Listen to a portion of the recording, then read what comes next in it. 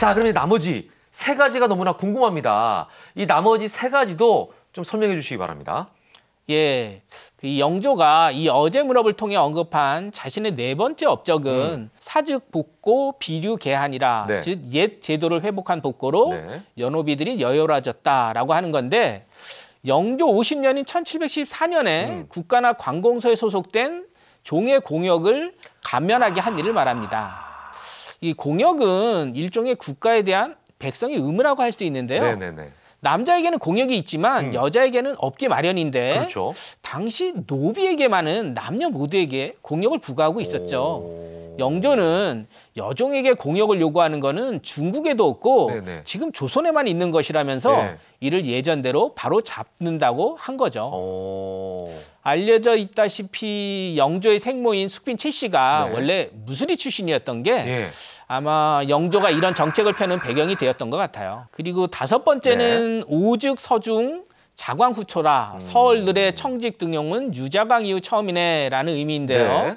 영조는 1772년 8월 전교에서 서얼이 되면 통청을 금하게 하였는데 국조부터 이런 일이 있었겠는가. 유자광 이후로 그렇게 된 것이다 라고 하면서 네네네. 앞으로는 서얼, 즉 첩의 아들에게도 호부 허용을 허하고 관직 진출도 허용토록 하게 하고 있어요. 사실 서얼의 벼슬을 막는 서얼 근고법이라고 있는데 이건 사실 태종대부터 있던 거예요.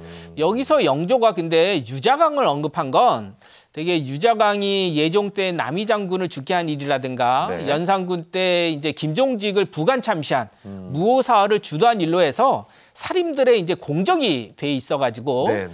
근데 이 사람이 이제 서울 출신이었기 때문에 네네네. 서울 통정을 어렵게 한 대표적인 인물로 여겨서 여기서 결혼한 걸로 생각돼요. 그 박제가나 네. 유두공 같은 이제 뛰어난 인재들이 서울 출신임에도 불구하고 정조 시대에 활약할 수 있었던 건 영조의 이런 조치가 있었기 때문에 가능한 일이었다고 할 수 있죠. 그러네요. 예, 마지막 여섯 번째는 육죽 작정, 즉 대전법이다. 그러니까 작년의 정산이 경국대전을 법으로 삼은 것이네. 라는 건데 사실 이 여섯 번째 문장에 대해서는 해석이 분분해요.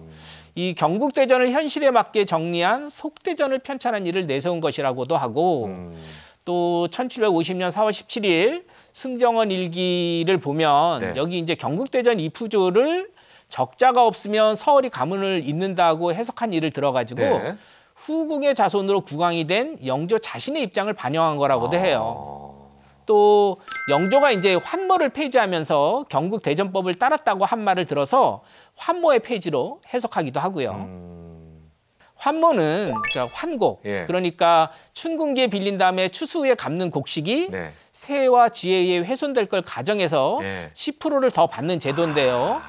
근데 영조는 그 1774년에 지은 어제유 양도유수 팔도 도신, 그러니까 양도는 이제 개성 강화, 네. 두 도읍과 그리고 이제 팔도의 수령에게 내리는 글에서 자신이 왕노릇을 할 수 있었던 게 백성들 덕이라면서 네네. 백성을 위해 환모를 탕감하는 게 경국대전법을 따른 것이다 라고 얘기하고 있어요.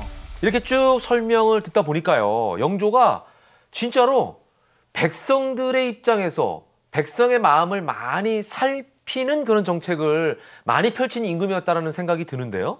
맞아요. 예. 영조는 참 오랜 재위기간만큼이나 많은 업적을 남긴 임금이었어요.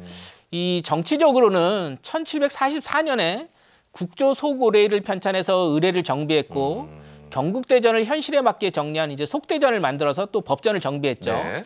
경제적으로는 탁지정례, 국혼정례, 상방정례 등 정례 편찬을 통해서 방만한 지출을 줄이고 또 재정 건전성을 구축했어요.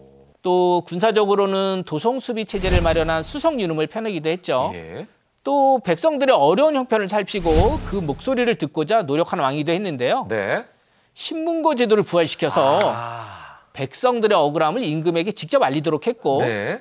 삼복제, 그러니까 사형에 처할 때는 반드시 3번의 심리를 거쳐 결정하도록 했어요. 지금도 우리 삼심제잖아요. 예, 다리뼈를 으스러뜨려서 예. 최대한 고통을 주면서 예. 서서히 죽이는 그런 어떤 비인간적인 압수령을 폐지시키고 아유, 예. 또 달군 인도로 얼굴을 지지는 낙형을 금지시켜서 네네네.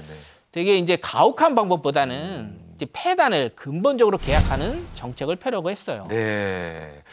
오늘 저 관장님 말씀을 듣고 보니까요.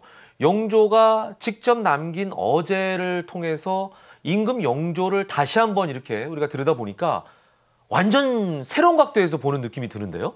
임금의 글은 되게 통치의 연장이라고 볼 수 있죠. 네. 이제 정조의 경우 개인적인 서찰을 정치에 많이 활용했다고 해서 밀찰 정치라고 부르기도 하는데요.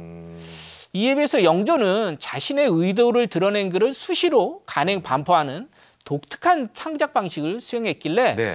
저는 이를 간본 정치라고 이름 붙여봤어요. 아, 느낌은 좀 그런데요. 간본 정치. 예, 그러니까 간행 반포해서 예, 한다는 거죠. 예.